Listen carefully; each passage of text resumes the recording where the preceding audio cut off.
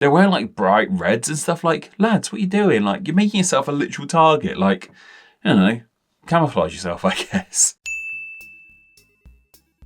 Patterns seemingly exist for one sole reason: to make things look pretty. Sure, you could just paint a wall white or blue, or you could add a fun pattern to it. Likewise, you could just wear a shirt of a single colour, or it could be decorated in a really fun pattern. Today, you can get patterns on most things, but there are certain patterns which are way more popular than others. Certain patterns have stood the test of time and even have their own names. So today, let's find out how these classic patterns got their names.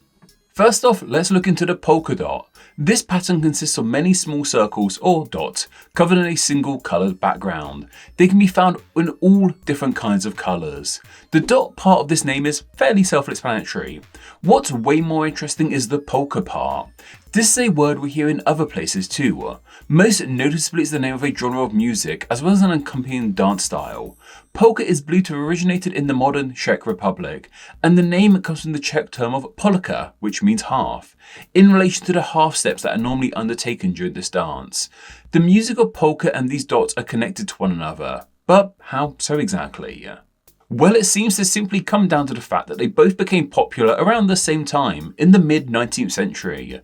Their simultaneous boom in popularity led to them both sharing this name of polka. In fact, polka around this time grew to be so popular that apparently other things were named this too. I read of something called a polka hat, but I had no clue what it actually looks like. When I googled this, I just got a bunch of polka dot patterned hats, which, you know, makes sense, but isn't really helpful for our endeavours. The zigzag, meanwhile, is kind of the opposite of polka dots. Instead of cute little dots, this pattern is made up of sharp, jagged lines. It's a really cool pattern and still, once again, can be found in all kinds of colours. What I love about this name is how onomatopoeic it sounds. And I know that word relates to a sound looking like a word, but I honestly can't explain this in any other way. Just look at it, it looks like a zigzag. It just looks, if you had to say, hey, what's this called? I would say a zigzag, and you know, that's what it exactly is. But this name does actually have some deeper roots to it too. It's believed to come from the German ZIG-ZAG, which is thought to be a reduplication of the word Zag. This means things like toothed or pronged or jagged, and that also makes a load of sense. A zigzag pattern looks an awful lot like jagged teeth of a monster or something. Before we continue, I want to say a huge thank to my most recent Super Thanks leaver. So a huge thank to Super Thanks leaver Christine Brown 3359. Super Thanks are a great way to make a one-time donation to help support Name Explain, and can be left directly in the comment section of any of my YouTube videos. However, Patreon is the best way to financially support Name Explain, and donating just $1 a month gets you ad-free videos, a chance to say what names get explained, an exclusive monthly newsletter, and your name at the end of these videos. All of that can be found at patreon.com/nameexplain, which we linked down below. All that helps out tremendously. Thank you. And things once again look a little different here. This might be the final time I update you on my setup. I think I've got it figured out. I'm actually sitting on my desk right now. I've moved my computer. I'm kind of scared I'm going to fall through at any moment, so we're just working through this quickly. But I think this looks nice. I look good. I look good anyway. But you know, the setup looks good. I sound all good. This should hopefully do it. I just hope I don't fall through this desk. Anyway, let's carry on before that happens.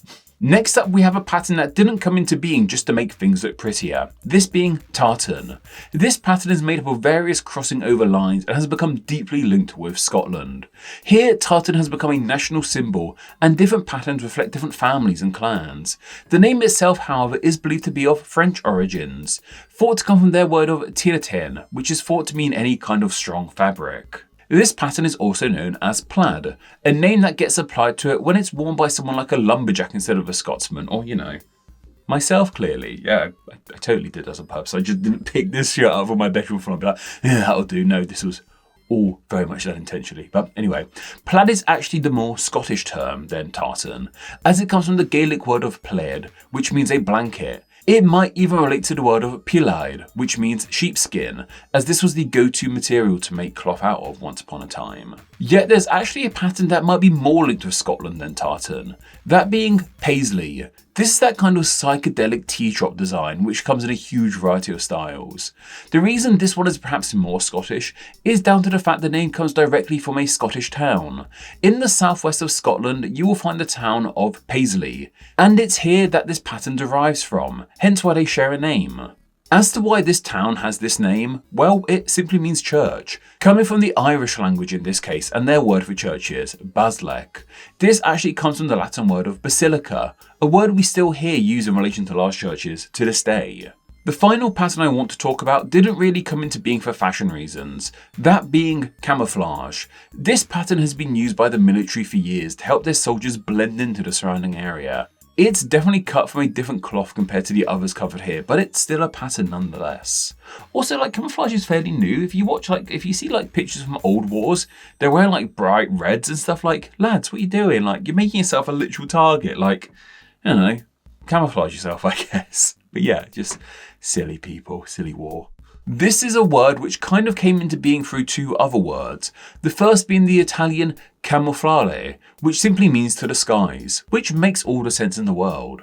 But the word is also thought to come from the French camoufler, which is the name of a puff of smoke which you blow into someone's face, just like, I'm sure we've seen people blow smoke in someone's face or blow smoke out their mouth or somewhere else, but that's not for disguising reasons. But I imagine this was done to get away from them. This would also have made you hard to see to the enemy, so it's understandable as to how these words would come together to give us camouflage as we know it today, or just camo as it's more commonly called. But that's only 5 pattern names explained. Let me know about any other interesting pattern names I might have missed out on. Also, please go suggest a topic down below which we could cover in next Monday's Name Explain video. It could be about literally anything, and the topic can be as niche or broad as you like. I will then choose 3 of those topics and place them in a poll for my patrons to vote on. Then the winner from that poll will be the topic covered in next Monday's Name Explain video.